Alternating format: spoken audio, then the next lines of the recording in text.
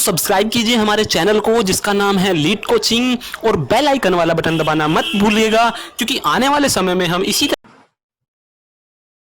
तो सबसे पहले हम लोग क्विक रिवीजन लेंगे, बहुत स्पीड से हम लोग इसको करेंगे ताकि जो हमारे स्टडी मटेरियल वाले हैं उनको भी चीज़ें कवर होती रहें साथ के साथ, और उसके बाद हम ऑब्जेक्टिव पे आएंगे। तो सबसे पहला हमारा टॉपिक है कंडक्टर, सेमीकंडक्टर और इंसुलेटर। तो डीसी सर्किट पढ़ने से पहले हम लोग इस पे फोकस करेंगे, ये सबसे जरूरी है और सबसे बेस इसी पे टिका हुआ है क्योंकि हर चीज इसी से रिलेटेड होगी। आने वाले टाइम पे जो हमारा कंडक्टर है उसी के थ्रू पूरी इलेक्ट्रिसिटी कंडक्ट होगी।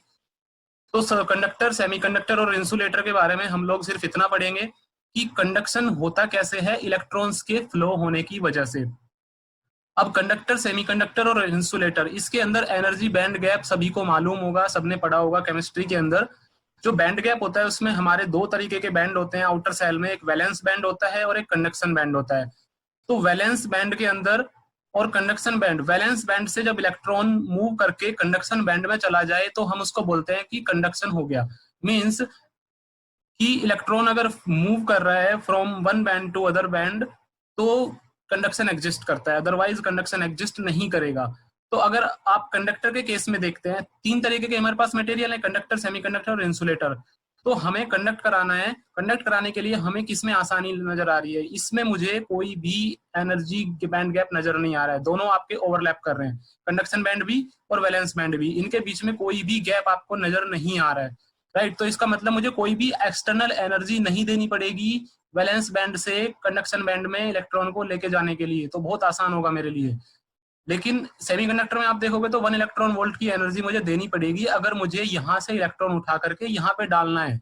जैसे इन्होंने एक इलेक्ट्रॉन उठा करके यहाँ पे डाला है ना, इन्होंने 1 इलेक्ट्रॉन वोल्ट की एनर्जी दी है इसको यहाँ से यहाँ तक पहुंचाने के लिए। तो अगर आपको यहाँ पे इलेक्ट्रिसिटी कंडक्ट करानी है तो आपको यहाँ पर एनर्जी, एक्सटर्नल एनर्जी प्रोवाइड करनी पड़ रही है। सिमिलरली आप इंसुलेटर के केस में देखोगे तो यहाँ पे वाइड बैंड गैप है, मींस एक इलेक्ट्रॉन को अगर आपको ट्रांसफर करना है from valence band to conduction band तो आपको 5 इलेक्ट्रॉन वोल्ट की एनर्जी देनी पड़ रही है।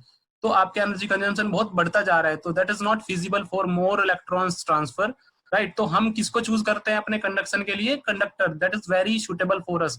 आइडियल की बात करें तो यहाँ पे हमें 0 इलेक्ट्रॉन वोल्ट देना पड़ता है, but in case of practical there are some opposition, तो ऑलवेज कुछ ना कुछ एनर्जी बैंड गैप होता है, बट 0 नहीं होता, 0 केवल आइडियल के केस में होगा, राइट। तो हम कंडक्टर को चूज कर रहे हैं अपना, ठीक है, कंडक्टर को चूज करेंगे। और इलेक्ट्रिकल इंजीनियरिंग की अगर मैं बहुत सिंपल सी डेफिनेशन आपको दूं, जो अदर ब्रांचेज वाले स्टूडेंट्स हैं, तो इलेक्ट्रिकल इंजीनियरिंग की जो सबसे अच्छी डेफिनेशन, बहुत सिंपल सी डेफिनेशन दी जाती है वो ये है कि ऐसी ब्रांच ऑफ इंजीनियरिंग जिसमें कि हम इलेक्ट्रॉन्स के फ्लो को पढ़ते हैं थ्रू कंडक्टर ओनली। अगर आप इलेक्ट्रॉन को फ्लो करा रहे हो केवल कंडक्टर के अंदर तो आप इलेक्ट्रिकल इंजीनियरिंग कर रहे हो, दैट्स इट, राइट। तो हम कंडक्टर को ही चूज करके आगे बढ़ेंगे। अब सबसे पहले हम इलेक्ट्रॉन के बारे में जान लेते हैं थोड़ा सा। तो इलेक्ट्रॉन्स जो हैं वो नेगेटिवली चार्ज्ड पार्टिकल्स होते हैं एटम का, ये सभी को मालूम है, राइट। इसको जे थॉमसन ने डिस्कवर किया था। इसमें चार्ज कितना होता है? 1.6 इंटू 10⁻⁻19 कूलम्ब, राइट। इसमें क्वेश्चन आ जाता है एक नंबर में क्या कि किसने डिस्कवर किया और चार्ज, पार्टिकल चार्ज कितना होता है इसके ऊपर, राइट। चार्ज क्या होता है वो भी हम पढ़ेंगे। नेगेटिव चार्ज होता है, इसलिए मैंने माइनस सिंबल लगाया, अदरवाइज कोई इसका सिग्निफिकेंस नहीं है। मास कितना होता है इसका इलेक्ट्रॉन का? 9.1 इंटू 10⁻⁻13, बहुत ही स्लाइट वेट होता है। तो सिंबल हम इसका electron E minus, this is the symbol, right.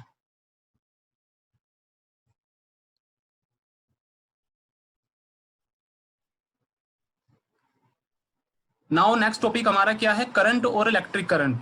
तो इसमें जो है करंट क्या है, देखिए करंट और इलेक्ट्रिक करंट में क्या डिफरेंस है, मैंने दोनों को अलग अलग करके क्यों लिखा है। करंट आपकी किसी भी चीज की हो सकती है, आप करंट इलेक्ट्रिसिटी की भी मेजर कर सकते हो और वाटर की भी मेजर कर सकते हो, एयर की भी मेजर कर सकते हो। उसी के हिसाब से आप नाम रख सकते हो कि ये कौन सी करंट है, air current, water current, electric current. किसी भी चीज का आप रेट ऑफ फ्लो मेजर कर रहे हो कि किस रेट से फ्लो कर रहा है, चाहे वो वाटर हो, चाहे वो करंट हो, चाहे वो वाटर हो, चाहे वो एयर हो, तो उसी की करंट हम लोग उसको बोलते हैं। तो अगर मैं इलेक्ट्रॉन्स की बात करता हूँ कि मैं इलेक्ट्रॉन्स को फ्लो करा रहा हूँ, मींस मैं चार्ज को फ्लो करा रहा हूँ, तो क्या अमाउंट है, क्या रेट है चार्ज फ्लो करने का, वो रेट ही आपका इलेक्ट्रिक करंट कहलाता है। तो जैसे मैंने डेफिनेशन लिखी हुई है, amount of charge flows through a conductor in 1 second is known as the current, ठीक है। इसको मैंने क्वांटिफाई कर दिया यहाँ पर। करंट इलेक्ट्रिसिटी, स्टैटिक इलेक्ट्रिसिटी, दो इलेक्ट्रिसिटी आपके पास होती है। हम लोग अभी जो डिस्कस करेंगे वो करंट इलेक्ट्रिसिटी करेंगे बेसिकली। क्यों? क्योंकि हम यहाँ पे जो डिस्कस करेंगे हम करेंगे चार्ज इन मोशन। अगर चार्ज इन स्टैटिक हो तो वो स्टैटिक इलेक्ट्रिसिटी हो जाती है, चार्ज इन स्टडी कंडीशन अगर हो। ठीक है, एक क्वेश्चन आता है एग्जाम में कि स्टेडी करंट और वेरिंग करंट के बेस पे, अब वेरिंग करंट हम मान के ले जाते हैं कि केवल एसी होता है, तो ऐसा नहीं है। वेरिंग करंट हमेशा एसी भी होता है और डीसी भी होता है। एसी और डीसी दोनों तरीके के वेरिंग करंट होते हैं। तो एसी करंट जो होता है वो उसमें डायरेक्शन भी चेंज होती है और मैग्नीट्यूड भी चेंज होता है, इसलिए उसको वेरिंग करंट बोलते हैं। और जो आपका डीसी है, डीसी के अंदर केवल मैग्नीट्यूड चेंज होता है, डायरेक्शन चेंज नहीं होती है, इसलिए हम उसको केवल DC current, DC varying current बोल देते हैं। तो डीसी और एसी दोनों वेरी कर सकती हैं, बट डिपेंड करता है डायरेक्शन और मैग्नीट्यूड के बेस पे। और जो आपका स्टेडी करंट होता है, स्टेडी करंट आपकी सेल और बैटरी यानी कि नॉन इलेक्ट्रिकल सोर्स अगर आपका करंट फ्लो करा रहा है तो वो आपका स्टेडी करंट के बेस पे होगा, राइट। अब बात करते हैं इलेक्ट्रिसिटी की। इलेक्ट्रिसिटी क्या है? इलेक्ट्रिसिटी को आप किस तरीके से डिफाइन कर सकते हो? तो इलेक्ट्रिसिटी एक इनविजिबल फोर्स है जो आपको दिखता नहीं है, that can produce light, heat, motion and many other physical efforts। आप अपनी डेली लाइफ में बहुत सारे फिजिकल एफर्ट्स देखते हो, जिसमें से मैंने कुछ एग्जांपल के लिए लाइट, हीट, मोशन हो गया। तो इन चीजों को हम अपनी इलेक्ट्रिसिटी के थ्रू एक फोर्स प्रोड्यूस कर करके इन एफर्ट्स को प्रोड्यूस कराते हैं, राइट। तो इसको हमने नाम दिया इलेक्ट्रिसिटी। बेसिकली ये प्रेजेंस और फ्लो ऑफ इलेक्ट्रिक चार्ज को रिप्रेजेंट करता है। या तो प्रेजेंस को रिप्रेजेंट करेगा जिसको हम स्टैटिक इलेक्ट्रिसिटी बोलेंगे, या फ्लो को मेजर करेगा जिसको हम करंट इलेक्ट्रिसिटी बोलेंगे, राइट। ये मैंने जो लिखा हुआ है Q is equal to n e, बहुत इंपॉर्टेंट फॉर्मूला है। इस फॉर्मूले को हम नाम देते हैं क्वांटाइजेशन ऑफ चार्ज। इसको पॉइंट आउट करके रखिएगा क्योंकि डायरेक्ट पेपर में आपसे पूछता है कि what is quantization of charge. तो Q is equal to n e, this formula. अगर मैं यहाँ पे Q की वैल्यू 1 ले लेता हूँ, Q is equal to 1 coulomb, और E आपका क्या है? इलेक्ट्रॉन। इलेक्ट्रॉन की वैल्यू ले लेता हूँ 1.6 इंटू 10⁻⁻⁹, जो आपको पता है कि एक इलेक्ट्रॉन पे इतना चार्ज होता है, राइट। तो अब मैंने क्या किया कि Q is equal to n e, जो क्वांटाइजेशन है इसमें मेरे को n की वैल्यू फाइंड करनी है। Q मैंने 1 ले लिया, E मुझे पता है, तो n की वैल्यू यहाँ से फाइंड करोगे तो ये आपकी आ जाएगी 6.25 इंटू 10⁻18। अभी जो मैंने ऊपर देखा था करंट का formula I is equal to Q by t, right. तो इस I equals to Q by t में आपको क्या करना है? देखो Q is equal to I t, Q की वैल्यू 1 कूलम्ब है। एक सेकंड में मैं पता करना चाह रहा हूँ कि एक सेकंड में 1 कूलम्ब चार्ज अगर फ्लो कर रहा है तो इसका मतलब क्या है कि I is equal to 1 ampere, क्योंकि I को, करंट को हम एम्पियर में मेजर करते हैं, तो I की वैल्यू 1 हो गई। तो इस 1 एम्पियर का मतलब क्या है? देखिए Q is equal to 1 coulomb है, और 1 कूलम्ब का मतलब 6.25 इंटू 10⁻18 नंबर ऑफ इलेक्ट्रॉन्स वहां पे फ्लो कर रहे हैं। यहाँ से मैंने इसको क्वांटाइज किया ना, तभी इसको हम बोलते हैं quantization of electrons, quantization of charge, right. तो यहाँ से मैं क्वांटाइज कर सकता हूँ कि 1 कूलम्ब की वजह से कितने इलेक्ट्रॉन्स फ्लो कर रहे हैं। यहाँ पे मैंने 1 कूलम्ब लिया, एक सेकंड में 1 एम्पियर करंट फ्लो कर रहा है, इसका मतलब 6.25 into 10⁻18 number of electrons flow कर रहे हैं। तो आपके एग्जाम में क्वेश्चन आ सकता है क्वांटाइजेशन ऑफ चार्ज पे, आपको चार्ज की वैल्यू दे देगा, आपसे निकलवाएगा कितने नंबर ऑफ इलेक्ट्रॉन्स है, तो इस फॉर्मूले से निकाल सकते हैं। इसके बाद आपका आता है रेजिस्टेंस या रेजिस्टिविटी।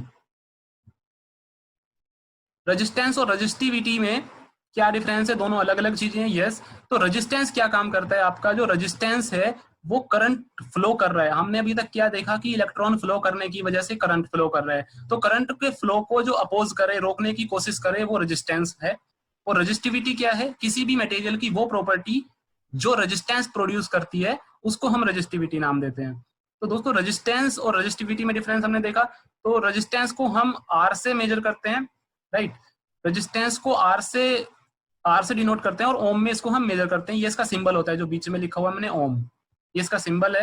रेजिस्टिविटी को देखते हैं, तो रेजिस्टिविटी को हम स्पेसिफिक रेजिस्टेंस भी बोलते हैं, रो से इसको डिनोट करते हैं, रो, ठीक है। ये this is the symbol of rho. Resistivity, अब आप रेजिस्टेंस को देखिए, अगर मैं कंडक्टर की लेंथ बढ़ाता हूं तो रेजिस्टेंस बढ़ता है, कंडक्टर का एरिया बढ़ाता हूं तो रेजिस्टेंस घटता है। Means resistance is directly proportional to the length but inversely proportional to the area. तो इसको मैंने मर्ज किया, मर्ज करके ये निकल के आया, फिर मैंने जब इसको प्रोपोर्शनलिटी कांस्टेंट को हटाया तो रो निकल के आया। तो this rho is your resistivity. यहाँ से आप रो की वैल्यू निकाल सकते हो, दिस इज RA/L। तो this is the formula for resistivity, ठीक है। तो रेजिस्टिविटी आप देखोगे कंडक्टर की, सेमीकंडक्टर की और इंसुलेटर की, क्योंकि कंडक्टर में करंट आसानी से फ्लो करता है तो उसकी रेजिस्टिविटी कम होगी, इंसुलेटर में करंट फ्लो कर नहीं सकता है इतनी आसानी से, तो उसकी रेजिस्टिविटी ज्यादा होगी। तो आप खुद देख सकते हो, मैंने यहाँ पर लिखा हुआ है कंडक्टर की रेजिस्टिविटी जो लाई करती है वो 10⁻⁸ से 10⁻⁴ की रेंज में लाई करती है। सेमीकंडक्टर की जो रेजिस्टिविटी है वो 10⁻⁴ से 10⁻⁶ की रेंज में लाई करती है। मींस रेजिस्टिविटी बढ़ रही है। कंडक्टर की रेजिस्टिविटी कम है, सेमीकंडक्टर की उससे ज्यादा है, और इंसुलेटर की सबसे ज्यादा रेजिस्टिविटी होती है, राइट। और इसलिए इंसुलेटर में करंट को फ्लो हम नहीं करा सकते क्योंकि अपोजिशन बहुत ज्यादा है। कंडक्टिविटी, कंडक्टिविटी क्या होती है? Just reverse of resistivity. Conductivity को सिग्मा से डिनोट किया हुआ है, राइट। तो sigma is equal to 1/ρ। Sigma is conductivity. Conductivity क्या बताती है कि कितना आसानी से कंडक्शन हो सकता है। रेजिस्टिविटी क्या बताती है? कितना आसानी से अपोजिशन हो सकता है। कंडक्टिविटी की यूनिट होती है ohm inverse into metre inverse, right. अब नेक्स्ट टॉपिक है हमारा टेम्परेचर कोफिशिएंट ऑफ रेजिस्टेंस। ये भी अच्छा टॉपिक है। इस पे बेस पे हम लोग क्या करते हैं, हम पता लगाते हैं कि टेम्परेचर का क्या इफेक्ट होता है किसी मटेरियल के रेजिस्टेंस पे। टेम्परेचर बढ़ेगा तो रेजिस्टेंस बढ़ेगा या घटेगा? ठीक है, टेम्परेचर घटेगा तो रेजिस्टेंस बढ़ेगा या घटेगा। ये इसका फॉर्मूला होता है डिटरमाइन करने का formula. This is the formula R equals to R reference bracket में 1 plus alpha into T minus T reference.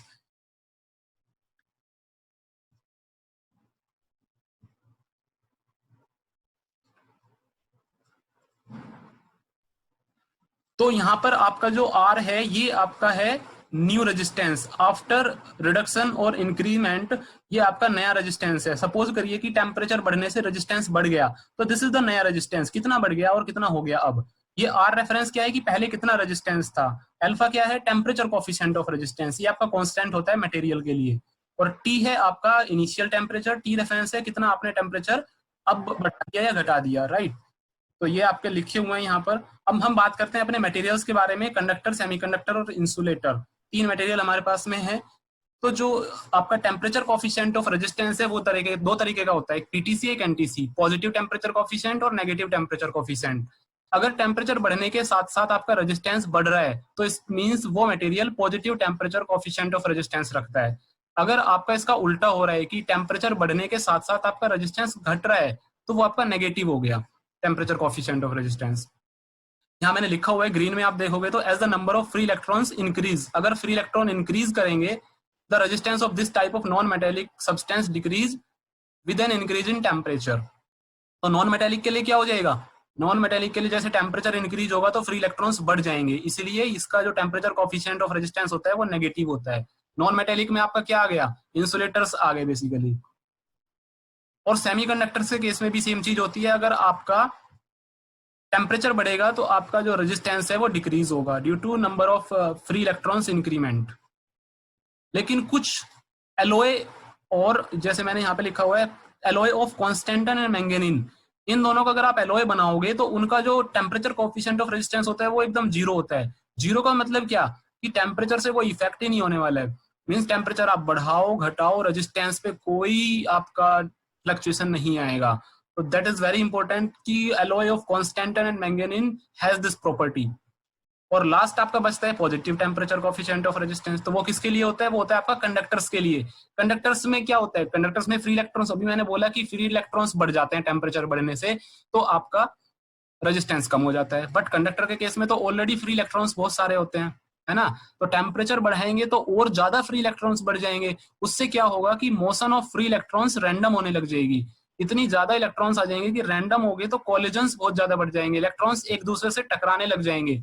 जब इलेक्ट्रॉन्स एक दूसरे से टकराने लग जाएंगे तो स्मूथ फ्लो नहीं रहेगा। स्मूथ फ्लो नहीं रहेगा तो क्या होगा? रेजिस्टेंस बढ़ेगा ना कि घटेगा, राइट। इसीलिए इसका जो टेम्परेचर कोफिशिएंट ऑफ रेजिस्टेंस होता है वो पॉजिटिव होता है। टेम्परेचर बढ़ने के साथ साथ आपका रेजिस्टेंस बढ़ जाता है कंडक्टर के केस में। नेक्स्ट टॉपिक है हमारा voltage, voltage drop and potential difference. ये तीनों चीजें लगती सेम है लेकिन तीनों में डिफरेंस क्या है वो हम लोग देखेंगे। वोल्टेज आपका क्या है? वोल्टेज है आपका एक प्रेशर। आप ऐसे फील कर सकते हो कि वोल्टेज एक ऐसा प्रेशर है जो इलेक्ट्रॉन्स को पुश करता है एक कंडक्टिंग लूप में फ्लो करने के लिए, ट्रेवल करने के लिए। दोबारा मैं रिपीट कर रहा हूं, वोल्टेज एक ऐसा प्रेशर है जो पुश करता है इलेक्ट्रॉन्स को किसी कंडक्टिंग लूप में ट्रेवल करने के लिए, राइट। तो आप एक क्लोज लूप बनाओगे, उसके अंदर करंट फ्लो कराएगा कौन? वोल्टेज। वोल्टेज खुद फ्लो नहीं करता है। इसमें भी कंफ्यूजन रहती है कि वोल्टेज फ्लो करता है कि करंट फ्लो करता है। तो करंट फ्लो करता है क्योंकि इलेक्ट्रॉन फ्लो करते हैं। लेकिन वोल्टेज आपका स्टैटिक है, वो फ्लो नहीं करता है, उसकी वजह से करंट फ्लो करता है। अब बात करते हैं वोल्टेज डिफरेंस, वोल्टेज ड्रॉप और पोटेंशियल डिफरेंस में क्या अंतर है। तो देखिए मैंने एक सर्किट डायग्राम आपको रिप्रेजेंट किया हुआ है। इस सर्किट में मैंने एक 5 वोल्ट की बैटरी लगाई है, ठीक है। उसके बाद मैंने 3 रेजिस्टेंसेज लगाए हैं, R1, R2 एंड R3। तो यहाँ से देखिए करंट की डायरेक्शन क्या होती है, करंट पॉजिटिव से नेगेटिव की तरफ फ्लो करता है। याद रखना हमेशा करंट की डायरेक्शन जो होती है वो पॉजिटिव से नेगेटिव की तरफ होती है। तो बैटरी ये मैंने लगाई हुई है, बैटरी में जब आप करंट फ्लो कराएंगे तो ये आपकी डायरेक्शन होगी करंट की, इधर को करंट फ्लो करेगा। अब वोल्टेज क्या होगा, वोल्टेज ड्रॉप होगा। वोल्टेज ड्रॉप का मतलब क्या है, जैसे R1 है, R1 आपका रेजिस्टेंस है 180 ओम का, कुछ ना कुछ वोल्टेज कंजम्पशन इस R1 के थ्रू होगा। मींस 5 वोल्ट की बैटरी अगर आपकी यहाँ से 5 वोल्ट का प्रेशर लगा रही है तो ये आपका करंट फ्लो कर रहा है, करंट फ्लो हो रहा है, तो ये R1 के अंदर जो अपोजिशन मिला, इस अपोजिशन की वजह से कुछ आपका वोल्टेज कंज्यूम हो जाएगा। कितना कंज्यूम हो गया ये यहाँ पे लिखा हुआ है कि इस R1 की वजह से 1.2 वोल्ट कंज्यूम हो गया। तो उसको हम कंज्यूम नहीं बोलते, उसको हम बोलते हैं कि ड्रॉप हो गया। इस R1 के अक्रॉस इतना वोल्टेज ड्रॉप हो गया, खत्म हो गया, हमारे एंड से खत्म हो गया, हम उसको यूज नहीं कर सकते अब, ठीक है। इसी तरीके से जो आपका R2 रेजिस्टेंस है उसमें 1.6 वोल्ट ड्रॉप हो गया, और जो आपका R3 है उसमें 2.2 वोल्ट ड्रॉप हो गया। तो ये ड्रॉप हुआ इतना, जितना हम करा कंजम्पशन हो रहा है उसको मैं बोल रहा हूँ कि वोल्टेज ड्रॉप हो रहा है ना। तो रेजिस्टेंस के थ्रू वोल्टेज ड्रॉप हो रहा है क्योंकि अपोजिशन मिल रहा है, वो रोकने की कोशिश कर रहा है, वो आगे चलने की कोशिश कर रहा है, तो इसकी वजह से वो ड्रॉप हो रहा है। ये 2.8 वोल्ट दिखाया हुआ है ना दो रेजिस्टेंस का ड्रॉप। अब मैं बात कर रहा हूँ पोटेंशियल डिफरेंस, क्योंकि मेरे लिए दो चीजें हैं, वोल्टेज ड्रॉप और पोटेंशियल डिफरेंस में क्या डिफरेंस है। तो वोल्टेज ड्रॉप तो मैंने दिखा दिया आपको कि कंजम्पशन को मैं वोल्टेज ड्रॉप बोल रहा हूँ, मैं पोटेंशियल डिफरेंस की बात करता हूँ। तो पोटेंशियल डिफरेंस क्या है, पोटेंशियल डिफरेंस ये पॉइंट, पहला पॉइंट आप उठा लीजिए, R1 का पहला पॉइंट। सपोज कीजिए यहाँ पे वोल्टेज कितना है, यहाँ पे वोल्टेज पूरा है जितना बैटरी दे रही है 5 वोल्ट, ठीक है। इस पॉइंट पे वोल्टेज कितना है 5 वोल्ट। अब मैं इस पॉइंट की बात करता हूँ नीचे, ए पॉइंट पे, ए पॉइंट पे वोल्टेज कितना है भाई। जब यहाँ से 5 वोल्ट निकल करके आया R1 के थ्रू 1.2 वोल्ट का ड्रॉप हो गया, बचा कितना 3.8। 5 में से 1.2 तो यहाँ पे ड्रॉप हो गया, 3.8 बच गया। तो ये दोनों पोटेंशियल का मुझे वोल्टेज पता लग गया, यहाँ पे 5 वोल्ट है, यहाँ पे 3 वोल्ट है। तो पोटेंशियल डिफरेंस क्या करता है कि इसमें से इसको माइनस कर दीजिए, आपका पोटेंशियल डिफरेंस आ जाएगा। अब आप बोलोगे तो दोनों सेम है, यस दोनों सेम है, पोटेंशियल डिफरेंस भी सेम है और आपका वोल्टेज ड्रॉप भी सेम है, बट दोनों को मेजर करने का तरीका अलग है, ठीक है। तो पोटेंशियल डिफरेंस हम किन्हीं दो पोटेंशियल का डिफरेंस मेजर करते हैं, और वोल्टेज ड्रॉप किसी पर्टिकुलर रेजिस्टेंस के थ्रू कितना ड्रॉप हुआ उसको मेजर करते हैं। तो ये डिफरेंस है सिंपल सा। इसके बाद हमारा नेक्स्ट टॉपिक है ईएमएफ। ईएमएफ में हमारा क्या है, ईएमएफ और वोल्टेज दोनों में डिफरेंस है, लेकिन ये लगता सेम है। क्या डिफरेंस है दोनों के अंदर, ईएमएफ के अंदर और वोल्टेज के अंदर। वोल्टेज और ईएमएफ में डिफरेंस बेसिकली ये है कि ईएमएफ जो होता है वो आपका नॉन इलेक्ट्रिकल सोर्स के थ्रू प्रोड्यूस किया गया प्रेशर होता है। नॉन इलेक्ट्रिकल सोर्स मींस क्या, जैसे ये आपको ये सर्किट देखिए, पहला सर्किट देखिए, इसमें बैटरी दिख रही है, बैटरी को इसने ईएमएफ बोला, लेकिन इसमें आपका रेजिस्टेंस के थ्रू जो पोटेंशियल डिफरेंस था उसको वोल्टेज बोला। इसका मतलब क्या है कि जो बैटरी है, बैटरी अपने आप में देखा जाए तो नॉन इलेक्ट्रिकल है। जब तक करंट फ्लो नहीं होगा तब तक इलेक्ट्रिसिटी नहीं आएगी, राइट। तो करंट फ्लो हो रहा है बैटरी के बाद से, बैटरी में वोल्टेज होने की वजह से करंट फ्लो कर रहा है, बट बैटरीज अपने आप में क्या है, एक नॉन इलेक्ट्रिकल सोर्स है। वो इलेक्ट्रिकल नहीं है क्योंकि वो आउटसाइड वे में करंट फ्लो करा रही है, अपने अंदर करंट फ्लो नहीं करा रही, positive to negative current flow कर रहा है इसमें। तो बैटरी नॉन इलेक्ट्रिकल सोर्स है, और हर नॉन इलेक्ट्रिकल सोर्स जो करंट फ्लो कराने की एबिलिटी रखता है वो ईएमएफ रखता है। मींस उसके अंदर जितना वोल्टेज प्रेजेंट है उसको मैं ईएमएफ नाम दूंगा। अब ईएमएफ के अंदर दो चीजें होती हैं, एक वोल्टेज होता है और एक वोल्टेज ड्रॉप होता है। वो वोल्टेज ड्रॉप होता है इंटरनल रेजिस्टेंस की वजह से, क्योंकि बैटरी है, बैटरी के अंदर भी अपना कुछ ना कुछ रेजिस्टेंस इन्वॉल्व होता है, एग्जिस्ट करता है, दिखता नहीं है लेकिन अंदर अपना कुछ ना कुछ एग्जिस्ट करता है। अगर 5 वोल्ट की बैटरी है, यहाँ पे देखिए 5 वोल्ट की बैटरी थी, लेकिन आपके लिए इसने बोला कि ये 4.9 देगा, तो वो 0.1 कहाँ गया, 0.1 बैटरी के अपने इंटरनल रेजिस्टेंस में ड्रॉप हो गया। इसी तरीके से वो ईएमएफ नहीं कहलाएगा, ईएमएफ कहलाएगा 5 वोल्ट और वोल्टेज कहलाएगा 4.9।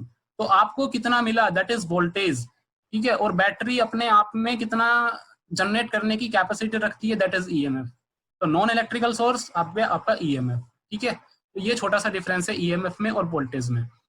नेक्स्ट टॉपिक है हमारा इलेक्ट्रिकल इंजीनियरिंग किसको बोलेंगे। अगर आपसे पूछा जाता है what is the definition of electrical engineering, तो बेसिकली जहां पर हम इलेक्ट्रिसिटी हमने पढ़ ली, इलेक्ट्रिसिटी को जहां पे अप्लाई करोगे that is the electrical engineering. Flow electricity through conductors भी आप बोल सकते हो, जो मैंने आपको पहले आपको बताई थी डेफिनेशन, ठीक है। नेक्स्ट है हमारा conservation of energy. What is the conservation of energy principal.